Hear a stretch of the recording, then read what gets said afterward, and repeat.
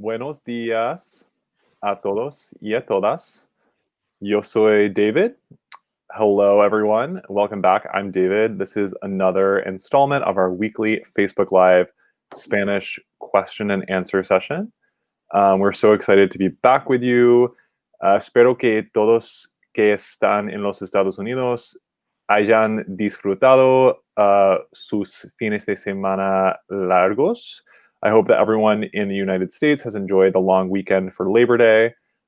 Yo fui de vacaciones al estado de Carolina del Norte. I went on vacation to the state of North Carolina, donde yo pasé tiempo con unos de mis mejores amigos, where I spent time with some of my best friends. So I feel refreshed and ready to go.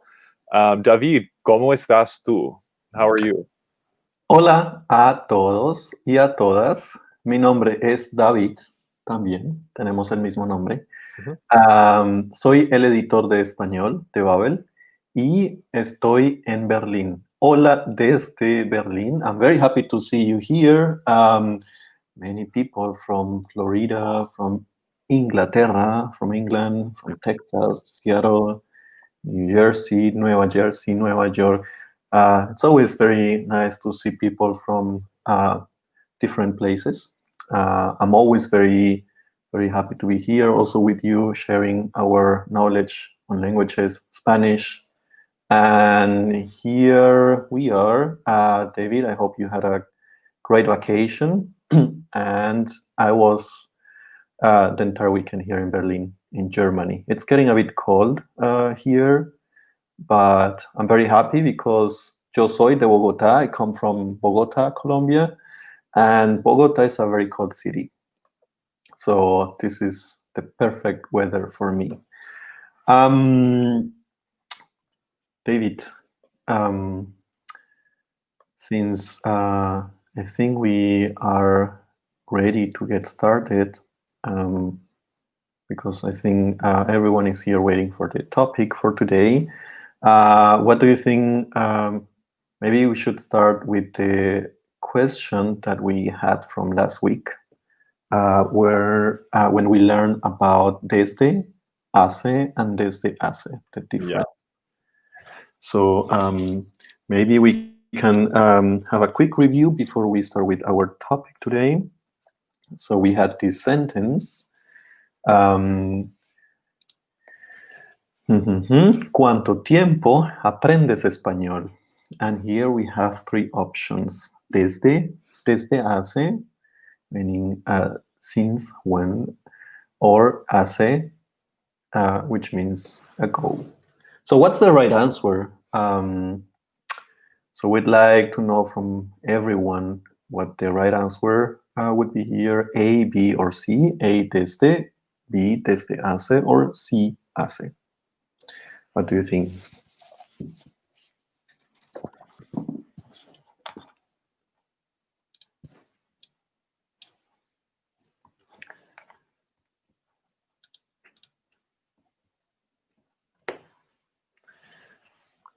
Okay, I'm seeing a lot of good answers here. Some mixed reviews or some mixed answers as well. This one is pretty tricky because when you're using these expressions, desde hace or desde hace, you have to remember a couple different things. Are we talking about a fixed point in time? Are we talking about a certain amount of time? And which in which verb tense are we finding the verb, the main verb in the sentence? So let's go ahead, David, and reveal the answer, maybe. So to anyone who said the answer is B, that is the right answer. So we would say, where's the sentence? Desde hace cuánto tiempo aprendes español? So we're saying, since how much time ago have you been learning Spanish? Is kind of the more literal translation, but we might say in English, for how much time have you been learning Spanish? Notice that we're asking about an amount of time. We're not saying since when. We're saying since how much time ago. Cuánto tiempo. And we also see that the verb aprender, which means to learn, is in the present tense of the to form. So aprendes. We know that when we use desde hace, we use the present tense. So that is why desde hace is the right answer here. And David, do you have anything else to add here? No, I think it's perfect. This was a tricky question because here we didn't explicitly mention that cuánto tiempo is a period of time, but we are clearly here connecting the past with the present tense because we are meaning here an action that started in the past and it's still continuing. So that leaves us with A or B, which is great because these were the options that all of you posted here as a comment. So it's great. But then when we are asking since, when, in this case in Spanish, we need to pay attention to the period of time, whether this is a fixed point in time or not. So well done to everyone. This is desde hace cuánto tiempo aprendes español, because here cuánto tiempo is a period of time. So we are expecting here an answer like desde hace 5 años, desde hace 2 años. But I mean, the question could be desde hace cuánto tiempo aprendes español if we want to be more specific with regards to time. We can also say desde 2013 because it's a fixed point in time, or desde abril pasado, since last April. So the answer can change depending on the time that we are using. So I hope this is clear to everyone. Please let us know if there is anything you would like us to talk more about regarding this topic. If there are no questions, maybe. Yeah, I see here some answer. Desde hace 3 años. Says desde hace 3 años. This is really nice. So, David, we have a different topic for today, which is not heavily related to grammar. It's more of a cultural aspect. But what is it about? So I think we've talked a bit about, even in the very earliest episodes, how different varieties of Spanish that are spoken around the world have different nuances that make them distinct from each other, much in the same way that people who speak English around the world don't always use the same forms or the same vocabulary. They even sound different based on the way they pronounce words. So this episode, we wanted to take a little bit more, like you said, of a cultural look at the Spanish language instead of a grammatical look, although we will address a grammatical topic too. But we're going to say, what does the Spanish language look like in different parts of the world with regards to this one specific pronoun that we've talked about quite a bit? And it's the one for talking about you, so the second person. And David is much more of an expert on this topic than I am, because he is a Spanish linguist, and he works so closely with the Spanish language, helping to create and craft content for the Babbel app. So he knows all about this sort of stuff. So I will let him lead the way on most of this. But basically, we want to show you that just because you speak one variety of Spanish doesn't mean that there aren't other elements out there that are different across different varieties that you might want to learn as well. And they can be quite interesting too. So I think we wanted to start out, David, with a question, just to kind of get people thinking. So we'll post that below. And the question is here.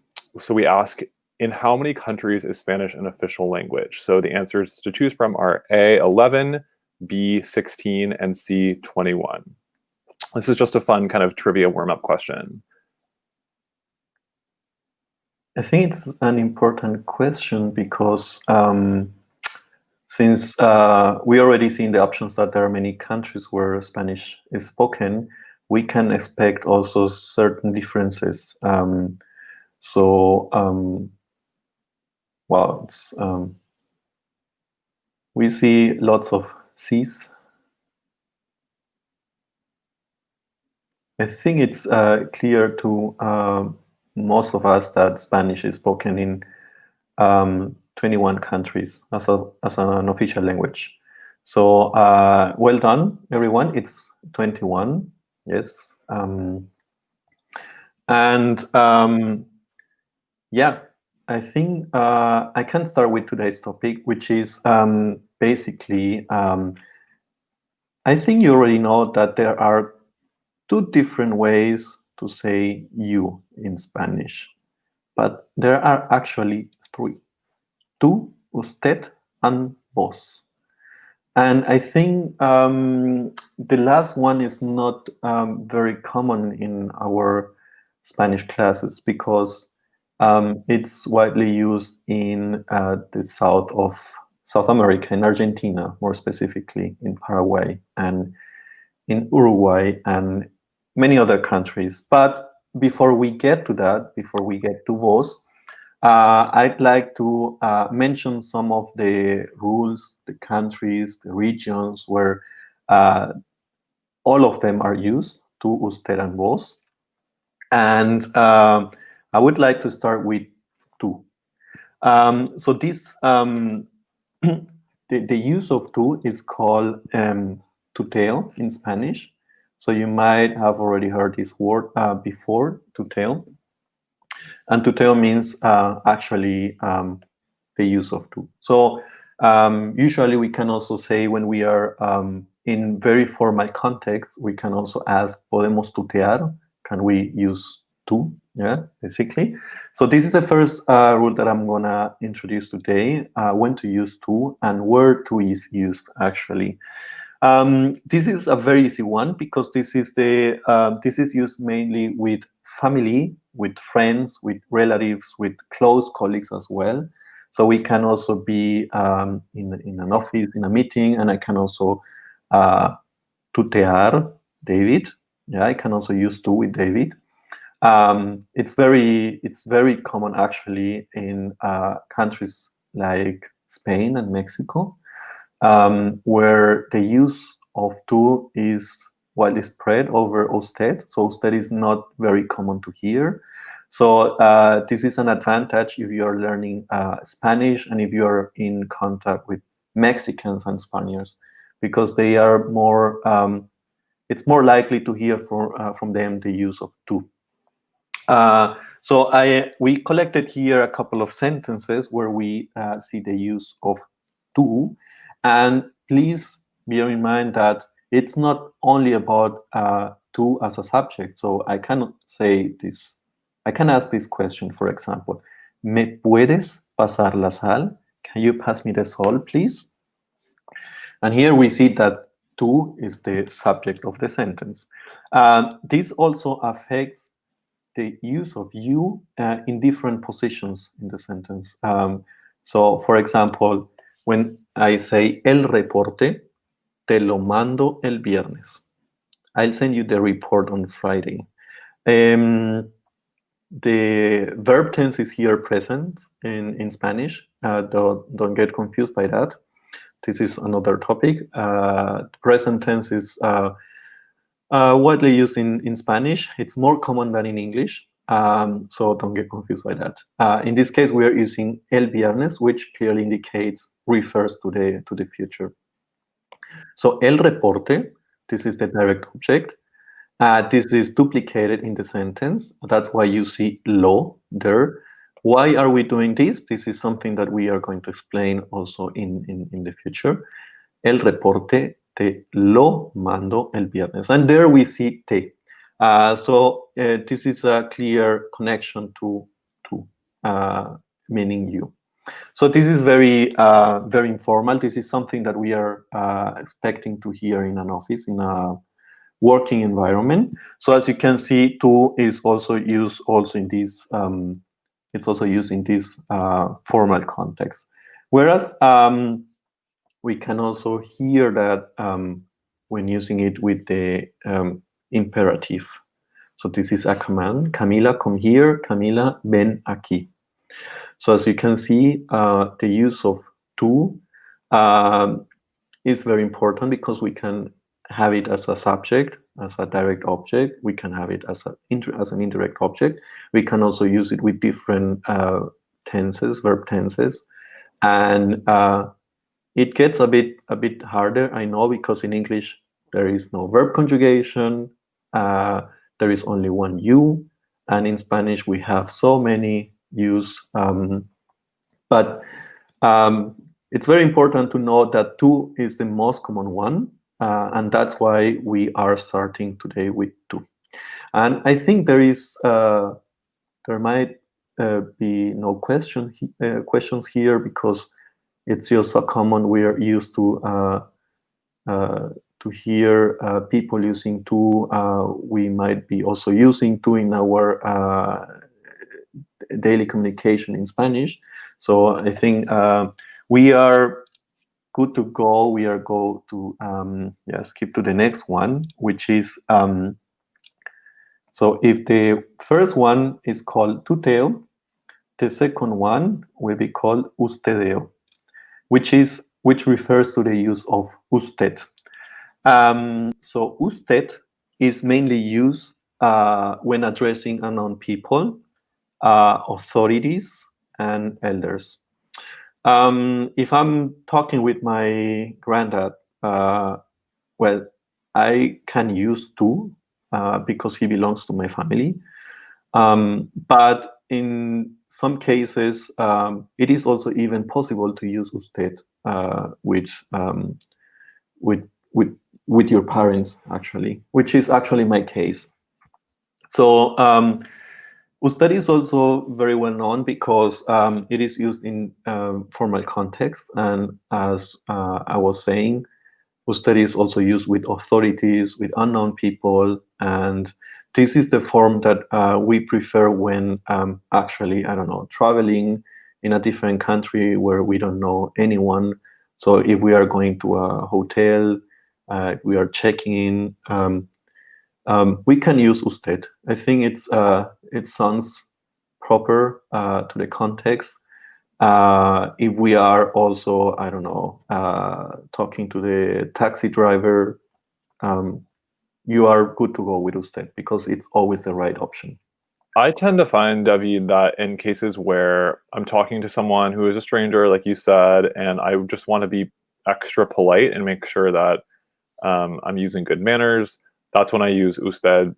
And you can't really get it wrong. I don't think anyone would be extremely offended if if you referred to him or her as tú when maybe usted would be more appropriate.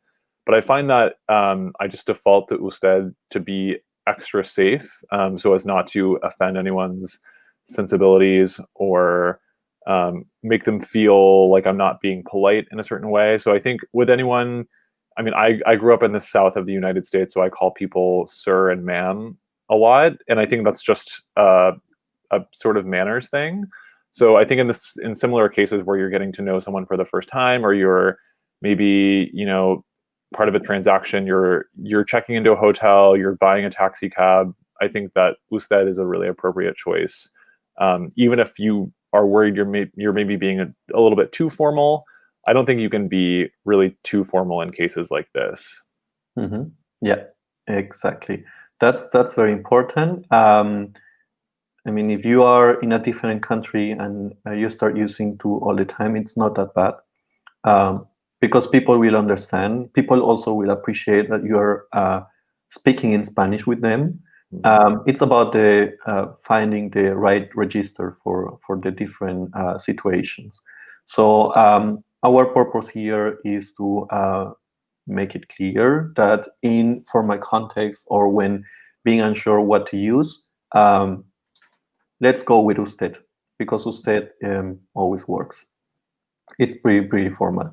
But if you have friends who are Spanish speakers,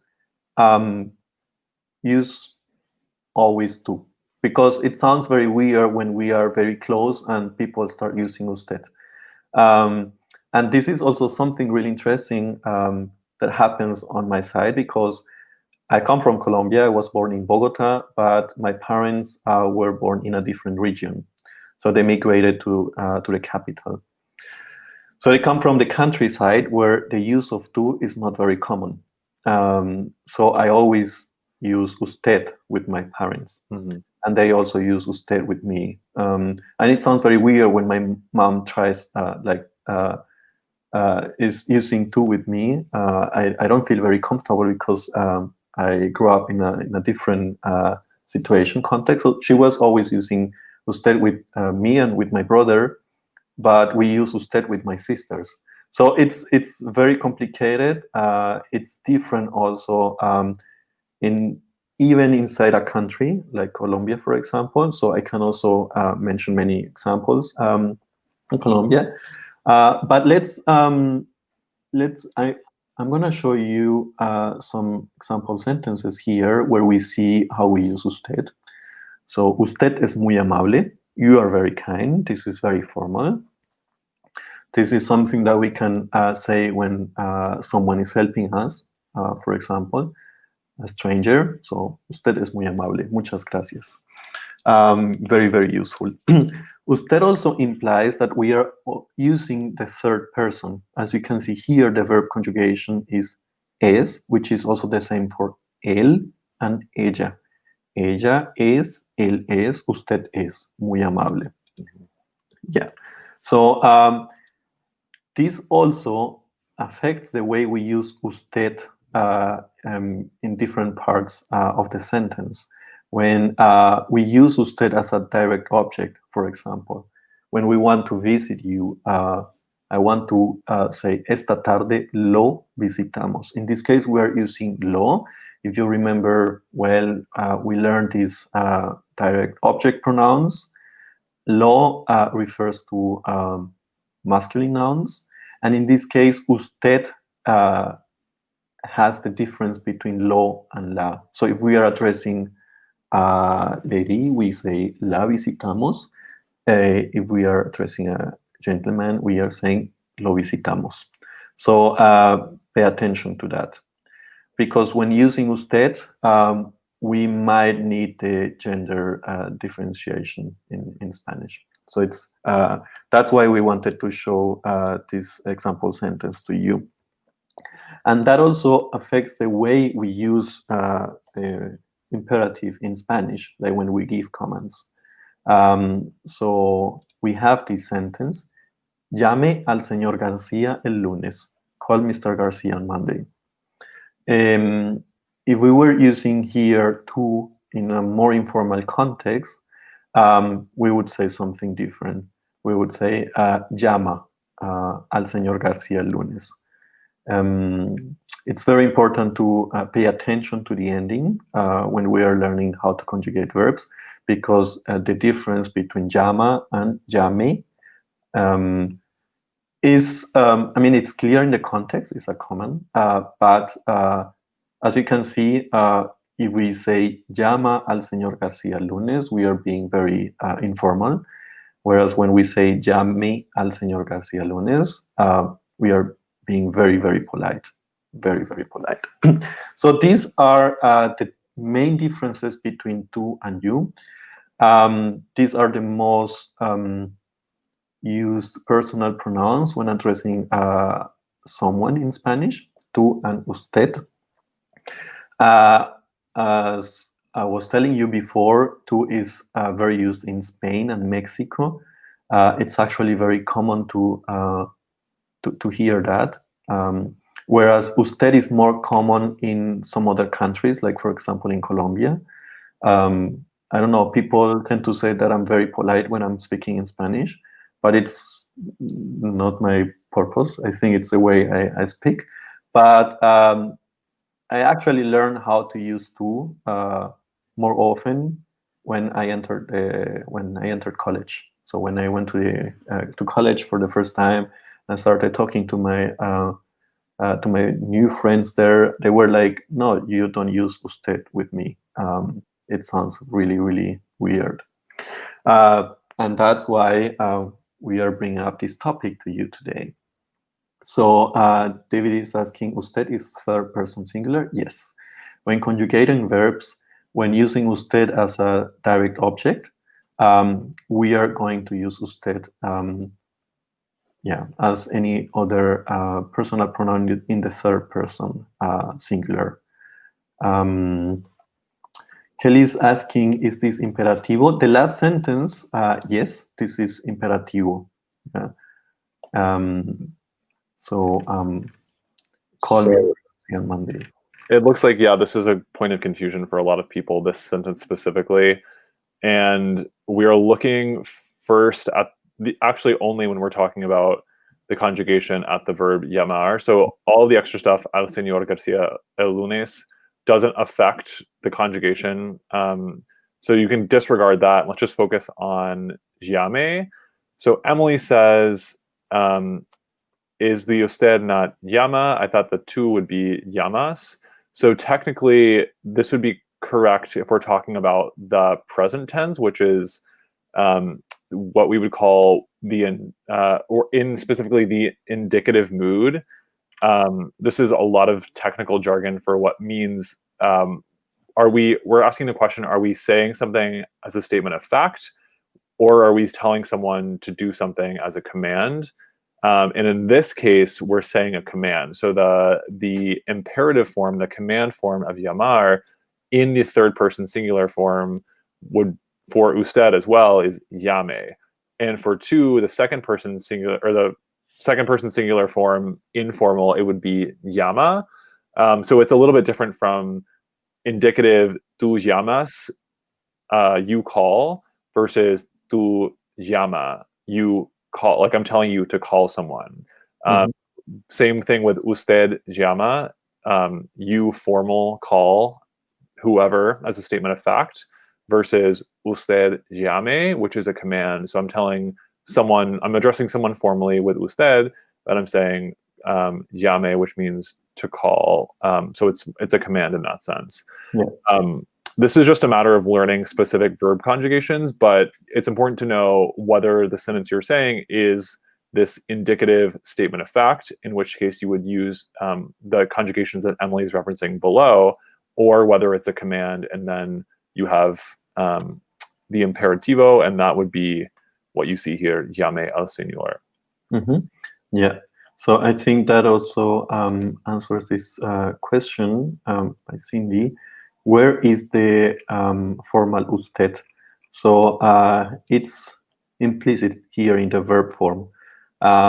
Spanish is very simple in that way because the ending is telling us who we are talking about. So in this case, yame, as you were saying, David, this is a command. We are using imperativo for usted, which is different from the present tense indicativo, which would mean we can also say llama al señor Garcia el lunes, which would mean you call Mr. Garcia on Monday. That would be a very polite sentence as well. Usted llama al señor Garcia el lunes. I think it is also very important how we pronounce things, how we say things, because llame al señor Garcia el lunes sounds like a command. Llama al señor Garcia el lunes, it's a command. Llama al señor Garcia can be a statement. So Spanish is also very special when it comes to context. So don't be afraid of missing the meaning of the sentence, because the context is always clear. And in this case, we are using a command, which is usted. So we'll learn more about that when we learn how to conjugate verbs in imperativo, to give commands. So Lee has asked, is llame the command used with both tu and usted because it's a command?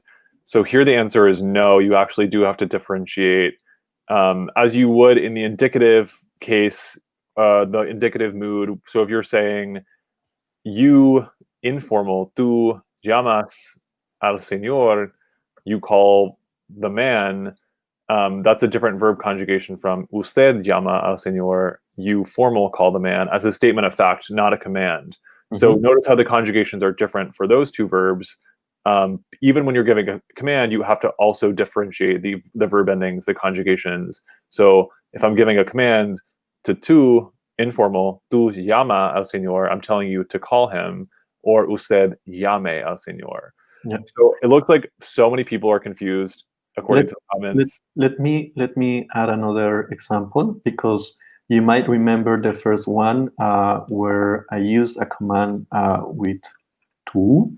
So this sentence, Camila, ven aquí. So I'm maybe talking to my daughter, who is called Camila, and I say, Camila, ven aquí. So if I want to be very polite, if I'm addressing, I don't know, a police officer, and I tell him, please come here, I'm going to show you my papers, I would say, venga aquí, por favor. So as we see here, the verb form changes from ven, which is just come here when we are using tú, to venga. Venga aquí, por favor. This sounds very polite. This can also sound very rude in Spanish. Venga aquí. So here we see that the verb is different. I think Emily was right. Maybe it would be easier to see this with a different verb. So there we have a different form. This is more irregular when using the imperativo in Spanish. So I hope this is clear. What we would like to say today is that when using tú and usted, we are not only using different pronouns, but we can also change. We can have different verb forms, different endings. We can also use different pronouns. I saw here a comment posted by which is post I see this is all related to Lola. This was something someone commented. I think I missed it, but I found it very, very funny, because yes, this is related to le, lo, la. These pronouns that we learned many weeks ago when using usted, but when using tú, this gets a bit more, a bit easier. And this is the purpose of today's session, of the topic. Yes, so this is the imperativo form of the verb venir. Yes, indeed, that's correct. I think the most important thing before we confuse ourselves even more is to just assert that we're not trying to talk about all the different nuances of Spanish verb endings and the imperative and the indicative moods, which we can discuss in a later episode. But we're basically just trying to show you that there are at least two different forms of the verb you, or not the verb, the pronoun you, singular. That's not even to talk about the plural versions as well, but to show you that you have to, when you're deciding which one to choose between tú and usted, with that choice comes a whole lot of different consequences. So tú and usted have different conjugations associated with them in every verb tense. Tú and usted also have different personal pronouns, object pronouns, like we were just talking about, associated with them. So it's kind of like knowing when to use either one is especially important in which situations. And then knowing that, okay, if I choose usted in this context, I then have to be aware that the verb that I use with it has to have a different ending. So it's maybe not worth our time right now to go through all the different verb endings and the imperatives and all that stuff, but we wanted to just let you know that is one aspect of learning Spanish that doesn't exist in English, is the difference between tú and usted and how much weight that difference carries when you're speaking the language. Yes, that's correct, David. And I see that people are confused by the sentence with imperativo. Don't worry, this was just an example to see how different it can be when we use tú and usted. And we will also get a chance in the future to practice imperativo here together. So we have also this topic in our notes. But I mean, it's already complicated with to use in Spanish, and I'm about to introduce the third one. Oh, goodness. Which is this is called voceo. This is the use of vos as a personal pronoun, and mostly instead of tú. So in some countries in South America and also in Costa Rica, El Salvador, Honduras, it is common to use vos instead of tú. What does this mean? So there are two kinds of voceo in Spanish, and I would like to show this example sentence to you. Please don't get confused. This is about seeing how vos is used in a sentence. Quisiera estar con vos. This con vos can be replaced with contigo. Quisiera estar contigo. I'd like to be with you. So as you can see, if we drop that contigo, quisiera estar con vos, this is a sentence that we would normally hear in Argentina, in Uruguay, in Chile as well, even in Colombia in some parts, or in Costa Rica. So this is a voceo that is a soft one. This is a soft voceo, which means that we are just replacing tú or all the other forms like te, ti, with vos. Yeah, everything. So I can also say quisiera estar con vos. I'm gonna show you another. I'm gonna show you another example. For example, so vos estás ocupado, which means you are busy.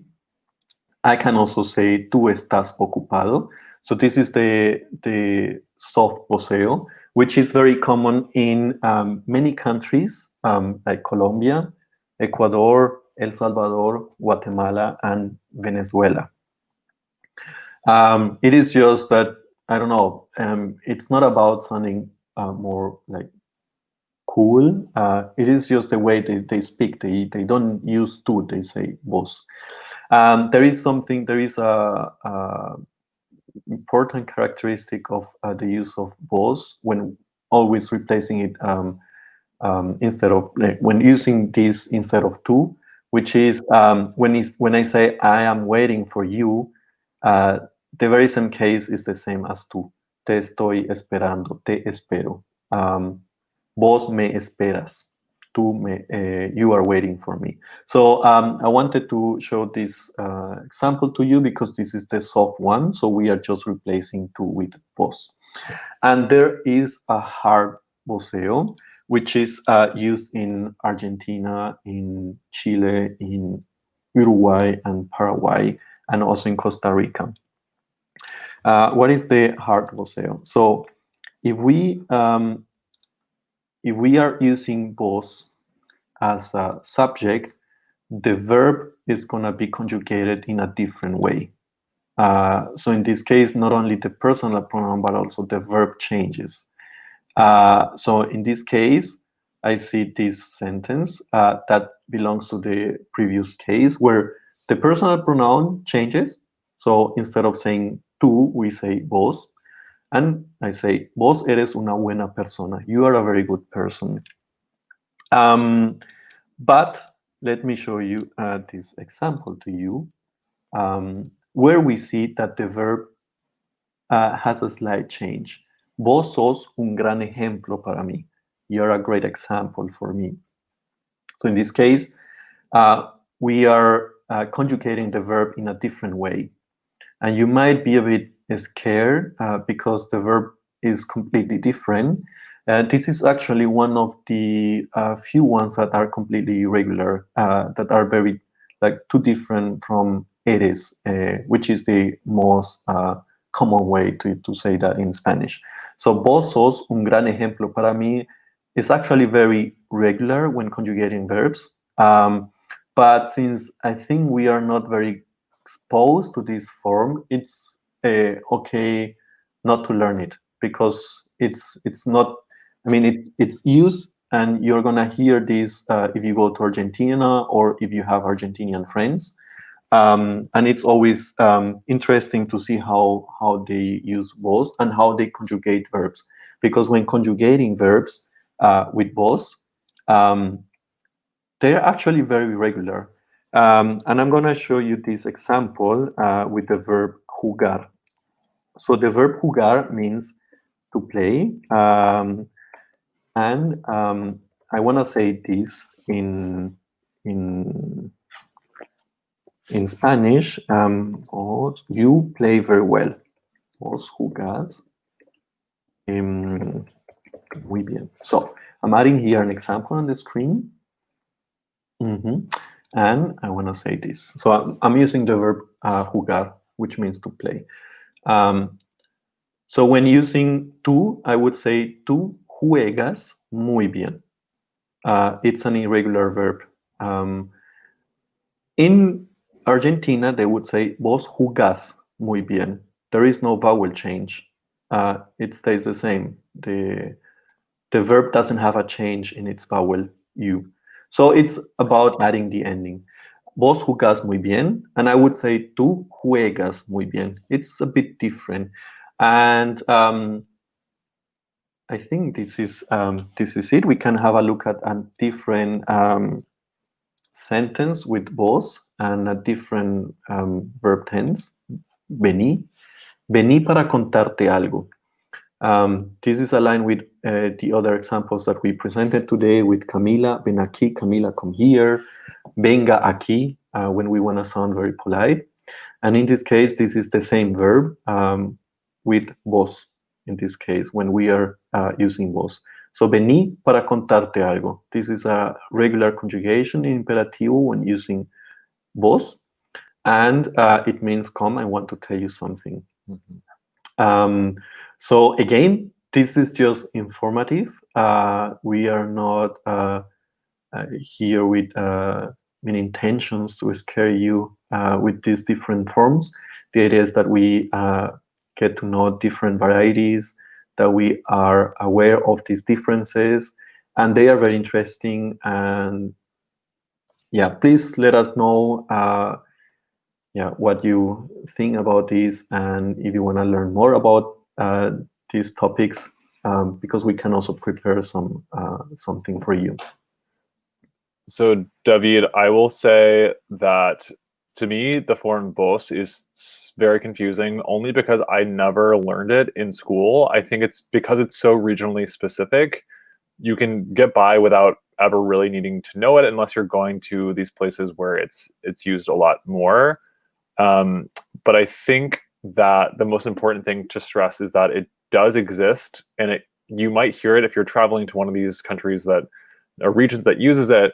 But it's just another example of how different dialects of Spanish have their own peculiarities and particular elements that set them apart. I would say if you are extremely confused by this idea of vos replacing tú and having in some cases its own verb conjugations, don't let that be something that holds you back, just because you probably won't need to use it in many contexts, but it's important to know about.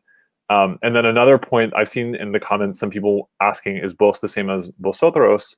The answer is no, because we see that, and we can talk about this in a future episode too, but we talked today about the singular forms of tú, usted, and vos in some cases, but there's also the plural forms, which we've talked about at some length before, ustedes and vosotros or vosotras. And those refer to multiple groups of people, and they have their own sets of rules. So vosotros y vosotras are unique to Spain, and they are informal, whereas ustedes is used throughout Latin America to capture both informal and formal. But my point is that vosotros and vosotras are not, they're actually different from this form vos, which is for singular people that you're addressing. So that's important not to get confused, and that is the point that I wanted to make. Yeah, exactly. It's actually very interesting to see that the use of vos shares also some common roots with vosotros, because the language that is spoken in Latin America, widely spoken, comes from the Iberian Peninsula, for both Brazil and the other parts of Latin America. So there are some hints that say, this is connected, vos and vosotros, But as you were saying, David, vosotros is only used in Spain, and it is used in informal context to address a group of people. So, yeah. Dana asked a question. I've just said there's so many questions that I want to answer them all, but we're running out of time. But Dana says, so is vos tú, vosotros as nos is tú, nosotros? The answer is no, because vos here is a subject or a pronoun, a subject pronoun is what I'm trying to say. So you would use it as the subject of a verb. So vos jugás, as David showed us earlier, means you play. Whereas nos, we learned earlier, is an object pronoun. So it would actually be the object of some verb. So tú nos llamas, you call us.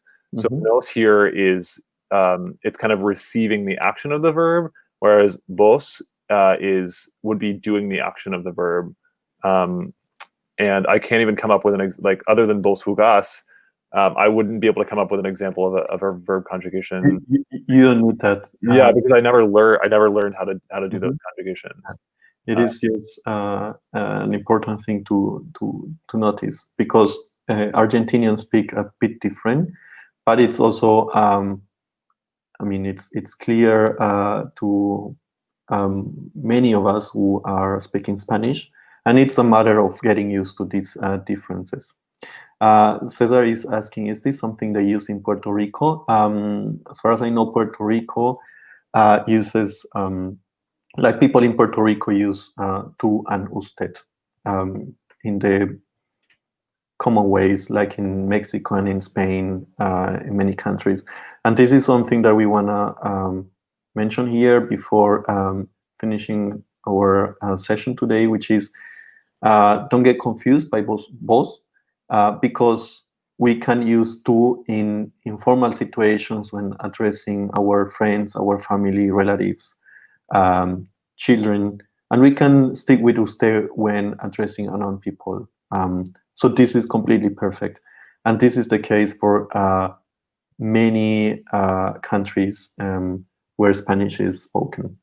And yes, I saw this comment, Pam. You're right. The thing is that when we are talking about the different ways of saying you in Spanish, this is also affecting not only the personal pronoun itself, but also verbs and object pronouns and reflexive pronouns. And we wanted also to show how this is reflected in the language. So yes, I hope this is clear to everyone. I think this session took us too long, as always. But I'm always happy to be here, and I hope it's okay for you. We are trying to shorten this session a little bit.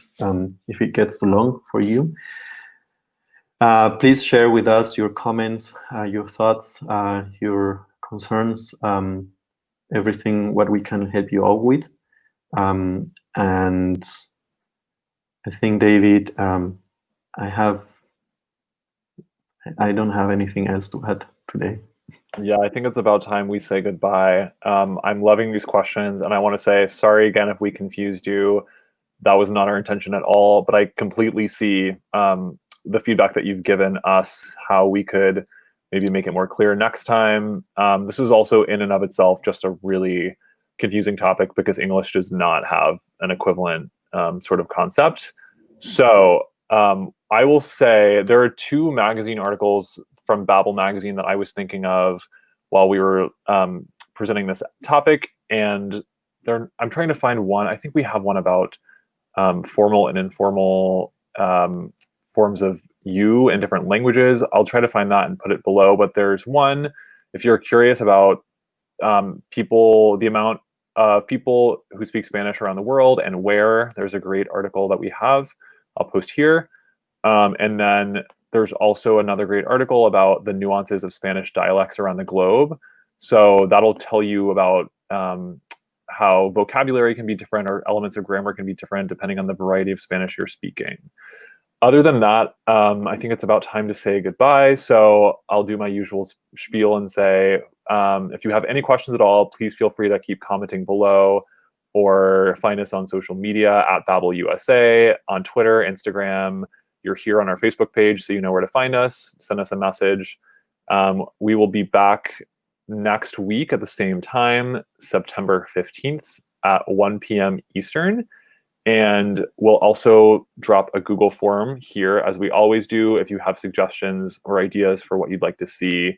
I know we had a lot of enthusiasm for the Imperativo, so how to give commands in Spanish. That's a great topic to keep in mind for one of the future episodes.